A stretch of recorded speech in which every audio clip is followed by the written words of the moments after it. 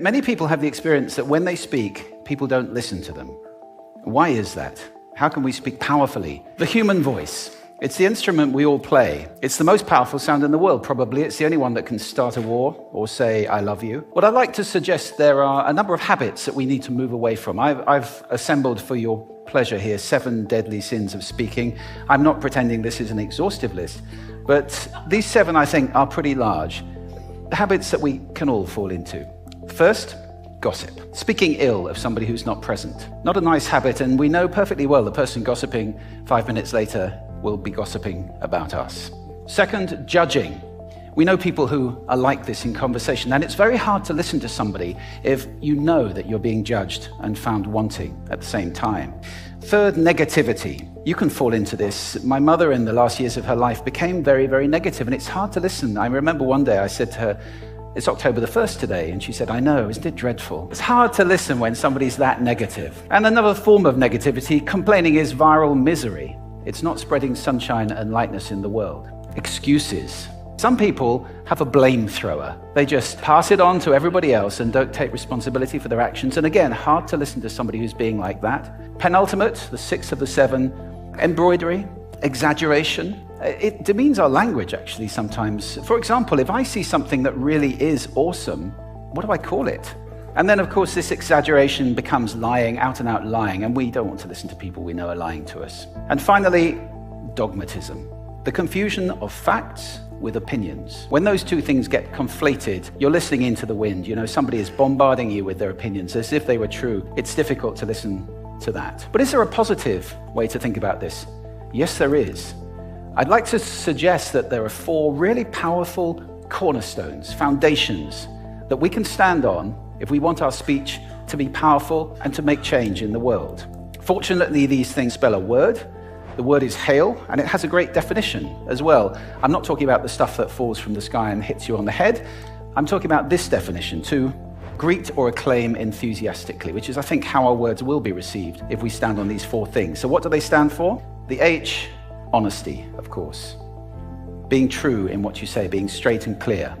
The A is authenticity, just being yourself. A friend of mine described it as standing in your own truth, which I think is a lovely way to put it. The I is integrity, being your word, actually doing what you say, and being somebody people can trust.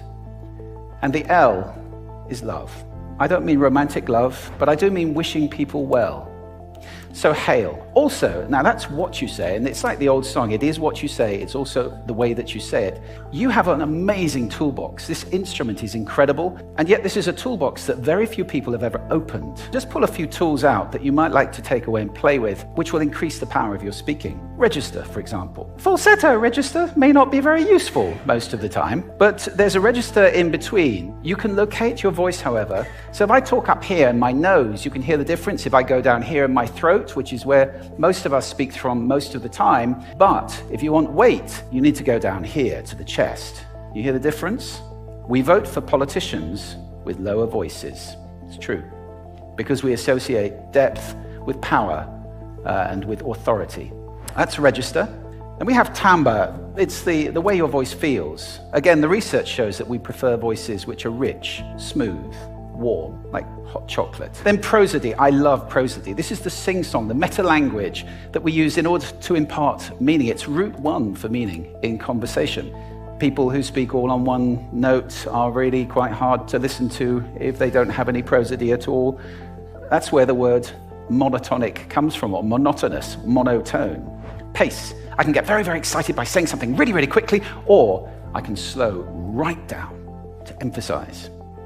And at the end of that, of course, is our old friend, silence. There's nothing wrong with a bit of silence in a talk, is there? We don't have to fill it with ums and ahs. It can be very powerful. Of course, pitch often goes along with pace to indicate arousal, but you can do it just with pitch. Where did you leave my keys? Where did you leave my keys? It's a slightly different meaning in those 2 deliveries. And finally, volume. I can get really excited by using volume, sorry about that if I startled anybody, or I can have you really pay attention by getting very quiet. Of course, where this all comes into play most of all is when you've got something really important to do. It might be proposing marriage, asking for a raise, a wedding speech, whatever it is. If it's really important, you owe it to yourself to look at this toolbox and the engine that it's going to work on. And no engine works well without being warmed up.